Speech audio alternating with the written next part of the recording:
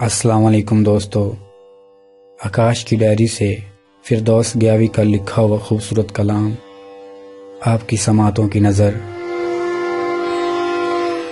जालिम है वो ऐसा के जफा भी नहीं करता, जालिम है वो ऐसा के जफा भी नहीं करता, रास्ते से बिछड़ने का गिला भी नहीं करता।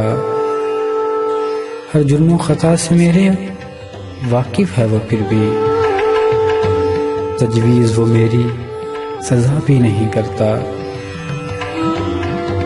इंसान है वो कोई रिश्ता तो नहीं है, हैरत है मगर कोई खता भी नहीं करता। हर शख्स से वो आग मिला लेता है रस्मन, लेकिन वो कभी दिल से मिला भी नहीं करता।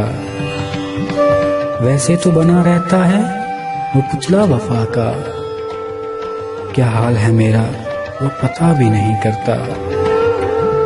इस तौर से उसने मुझे बर्बाद किया है, ऐसे तो जमाने में खुदा भी नहीं करता।